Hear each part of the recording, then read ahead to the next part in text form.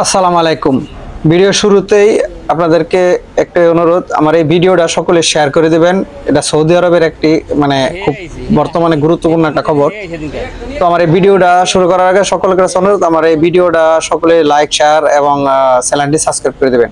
তো যাই হোক, যেটা নিয়ে বলতে চাইছিলাম, সৌদি আরবে আর বাংলাদেশের মধ্যে যেন ডিফারেন্স কোনোটাই নাই। এই বাঙালিরা যে কি জিনিস, এটা আপনারা ভিডিও আমার কথাগুলি মনোযোগ দিয়ে শুনেন আর কি। সকলে ভিডিওটা পুরোটা দেখেন, লম্বা করতাম না।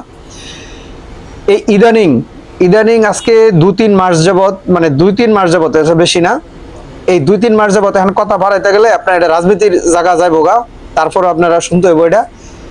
এই 2-3 মাসের মধ্যে কিডন্যাপ করা, যেটা আর কি বাংলাদেশে আর কি, যে ওই জিম্মি কইরা বা বিভিন্ন সময় এক একজন এক এক জায়গার মধ্যে উঠাইলো জায়গা, এবং গাড়ি চুরি এবং বিভিন্ন ধরনের অকর্মের সাথে জড়িত হয়েছে। আর এই ঘটনা 3 মাস ধরে। তবে যে কতটি ধরা খাইছে, প্রতিটা লোকেই এই 5 আগস্টের পরে যেগুলি চুরি চাচরামি করতো, বাংলাদেশও চুরি ডাকাতি করতো, বিভিন্ন চাঁদাবাজি করতো, এই স্বৈরাচার হাসিনার আমলের যে বদমাশ গুলা, এরা এই 5 আগস্টের পরে কোনো দেশ পাইছে না, একমাত্র সৌদি আরবই সহজ রাস্তা পাইছে। এখানে আয়া এমন কোন অকর্মের সাথে জড়িত হইতেছে না, এমন একটা পর্যায়ে গেছে যেটা এই দেশের মধ্যে একেবারে সচরাচর ছিল না। এটা হচ্ছে এই কিডন্যাপ করিয়া, মানুষকে জিম্মি করিয়া বা বিভিন্ন ভাবে যে এই একটা পয়সা ইনকাম করার, এই ধরনের কর্মকাণ্ড এই দেশে যত কিছু হয়েছে, কিন্তু এই ধরনের কর্মকাণ্ড হয়েছে না। বর্তমানে এই লোক গায়েরা বাংলাদেশি গড় এমন একটা অবস্থানে দাঁড়াই করতেছে, এটা আমার মনে হয় যে সকলের জন্য ভয়াবহ পরিণতি দাঁড়াইতেছে। তবে আমি সরকারের কাছে যদি আমার এই নিউজটা বর্তমানে যে, এবং আমাদের বাংলাদেশের যে সৌদি আরবে যে এম্বাসি আছে, আপনাদের মাধ্যমে আমরা যদি এই খবরটা পৌঁছে, আপনারা যেগুলি ধরা খাইতেছে বা বিভিন্ন জায়গায় ধরা পড়তেছে, এদেরকে চিহ্নিত করে বাংলাদেশে দেন। এবং বাংলাদেশের আইন শৃঙ্খলা আমার মনে হয় যে বিমানতে নামার পরে ধরে নিয়ে সাথে সাথে ক্রস ফায়ার দিয়ে দেন। কারণ ইয়া ছাড়া আর কোনো রাস্তা নেই। কারণ এখানেও যদি সৌদি আরবে এত আইন শৃঙ্খলা করা, তারপরে তারা যদি এই কর্মকাণ্ড করতে, বাংলাদেশের মধ্যে খুন খারাপি বা অকর্ম ইয়ার সে ভয়াবহ করতে পারে। সুতরাং এদেরকে আগে ভাগে ছাড়াই একবার দুনিয়া থেকে বিদায় করে দেন। কারণ এরা এমন অবকর্ম চালাইতেছে। আপনার 3 দিন আগে, আজকে হচ্ছে 6 তারিখ, আমি ভিডিওটা বানাইতেছি 6 তারিখ, 4 তারিখের ঘটনা। একটা মুরব্বী, সে গাড়ি চালা, একেবারে বয়স্ক, তার দাড়ি মোছে, খুব সুন্নতি পোশাক, সর্বদিক দেয়া। তো গাড়ি চালা, তো অনেক 2টা ছেলে বলছে যে আমি এমন একটা জায়গায় যাবো। তো জায়গার বাজারে বসে তুলি, তারা ওনারে লয়ে গেছে। লয়ে যাওয়ার পরে দাঁড়ান, আমরা তো যাবো কারণে, তো যখন গাড়িটা দাঁড়াইছে একটু বারণের সাথে সাথে জোর জবরদস্তি করে তারা 3-4 জনের দৌড়ে লেগে গেছে এক রুমও নিয়ে।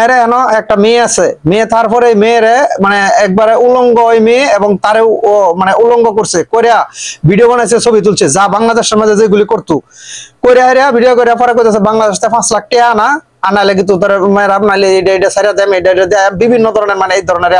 তারপরে অনেক কিছু মাইর ঠ্যাঙ্গা দিয়েছে, অনেক মারধর করছে। করার পরে লাস্টে করে কোনো ব্যক্তি করতেছে, আমার যে পরিস্থিতি, আমি কোনোদিন তোমার একটা আনাদার মতো তোমার মারলে মারিয়ে হেলাও। তারপরে লাস্টে অনেক কিছু করার পরে কত, ঠিক আছে আমার কাছে এনো কত নগদ কত আছে। লাস্টে রুমের থেকে আপনারা তো ভিডিওটা পাইছেন, মুরব্বীর ফেসবুকে ডাইরেক্ট স্ট্যাটাস দিছে।